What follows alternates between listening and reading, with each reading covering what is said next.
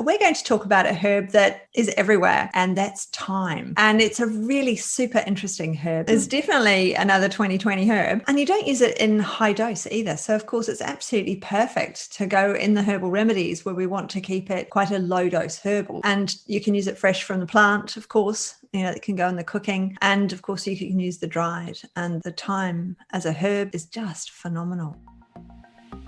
Hello and welcome. Mentoring with Geraldine is a bite-sized practitioner podcast for naturopaths, nutritionists, herbalists and practitioners. This podcast responds directly to your needs, the needs of the practicing natural therapist. With interviews, herbal discussions, something business and something clinical each week, you'll get the variety you need and enjoy to stay motivated in practice.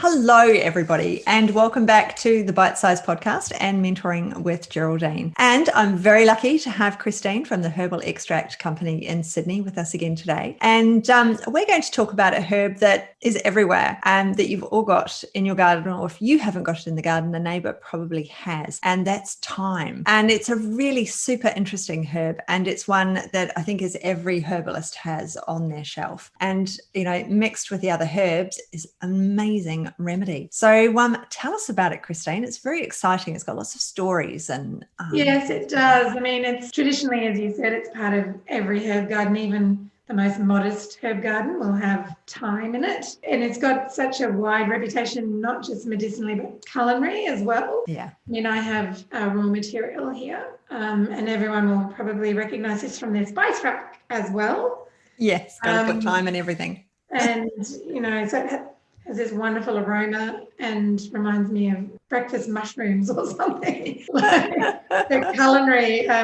But no, because of that, it's become the mainstay of the modern materia medica, I think, as you said it. Everywhere. And it has, while we're doing that, I'll just show you our thyme. Oh, it's very, it's very dense and rich. Very. With essential oil, like the oils get extracted. And it has that beautiful thyme smell to it. Yes, it has a really long history, not unlike the other herb we recently spoke about, ivy leaf. Yes. For coughs. Again, a wonderful herb for our modern time, and it's good for children as well. So similar in that way to ivy leaf, but it's been used for thousands, more than over 4,000 years ago. Hippocrates, the father of medicine, and also Dioscorides, the Greek physician from the 1st century, they were both using it for respiratory disorders. Wow. So this is traditional medicine. It really is, isn't it? And it continues to be one of the most recommended herbs for that indication for coughs and respiratory disorders. You've got some in your latest monograph. You had some really interesting stuff about Nicholas Culpeper. So if you read about Nicholas Culpeper, of course, he recommends everything for everything, so including a snake bite. But he is one of the people that really got it out there. He got us all studying it because he wrote so much. But his comment that you've put in not the monograph, in the highlight is, he says about thyme, it's a noble strengthener of the lungs, as notable as one as grows. Neither is there scarce a better remedy growing for that disease in children, which they commonly call the chin cough. So whooping cough is what they used it for back in the day. Of course, now antibiotics. So it purges the body of phlegm. It's an excellent remedy for the shortness of breath. It kills worms in the belly, and being a notable herb of Venus, provokes the terms menstruation, gives safe and speedy delivery to women in travail, which is labour, and brings away the afterbirth. And I love this bit. And it is so harmless, you need not fear the use of it. I think he sums it up perfectly, like the modern use. It's still known for this. Yep, we're still using it. Yeah, still using it for all of those things. So, we do see people with the aftermath of whooping cough who've had the antibiotics and they still have the cough, and it's certainly indicated for that. This being a public podcast, obviously, we do have to recommend the use of antibiotics in whooping cough, and see your doctor if you have whooping cough, because it's contagious. So I love the fact about the lymph gland as well that you found. Yes, well, you might have heard of the thymus gland. Which is, a lymph gland in the chest area, and it actually was named after thyme. Thyme's botanical name is Thymus vulgaris, and medieval anatomists named the thymus gland after Thymus vulgaris because it apparently looked not unlike the leaves, the tiny little leaves, so which is what we use in our medicine. So you may have heard of Rosemary Gladstar. She's like the herbal medicine doyen from America. Yep. And she actually says that it's really good for the thymus gland as well. Right. Funnily enough, like Doctrine of Signatures.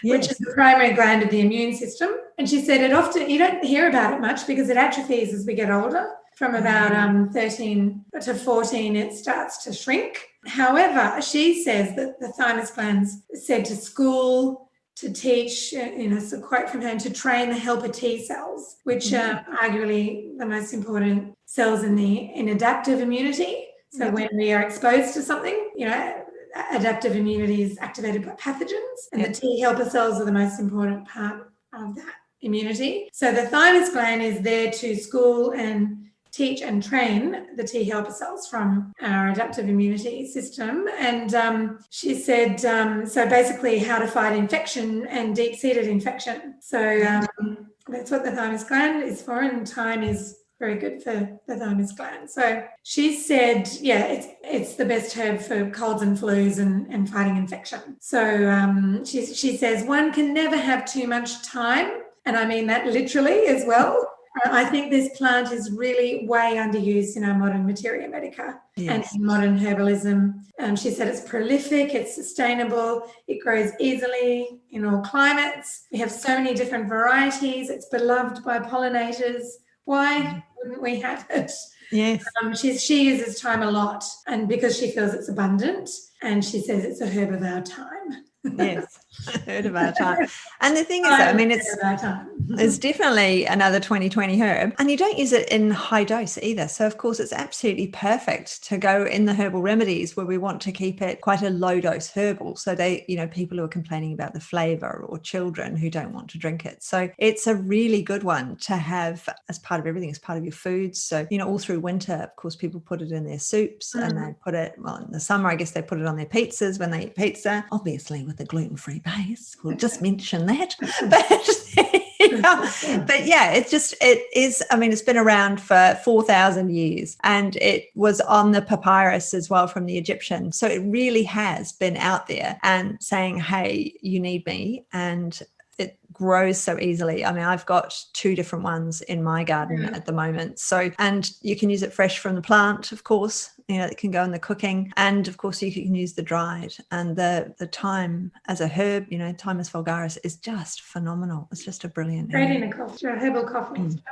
Yeah, herbal cough mixture is the way to go with a bit of thyme in there, because it kills off those bugs, as well as it heals and restores and repairs and supports, and helps that cough. So it's a fantastic herb. So right, well, I think this one's turned into quite a quick one, but I think we will leave it there because it's a good one. It's definitely a goodie, and we've all got it on our shelves, and you'll find it in tablet form, but that's very different to having it as that liquid and getting all of those essential oils and the organoleptics and everything through that herbal extract as we use it as herbalists. So it's an amazing herb. So thank you very much, Christine. It was a very quick one today, and but that's completely cool because we've all got things to do, and I'm sure everyone is just taking a moment to catch up with the podcast and all of the interesting information that I give you all on a regular basis. So I will see you very soon, Christine. Thank you so much for being with us again today.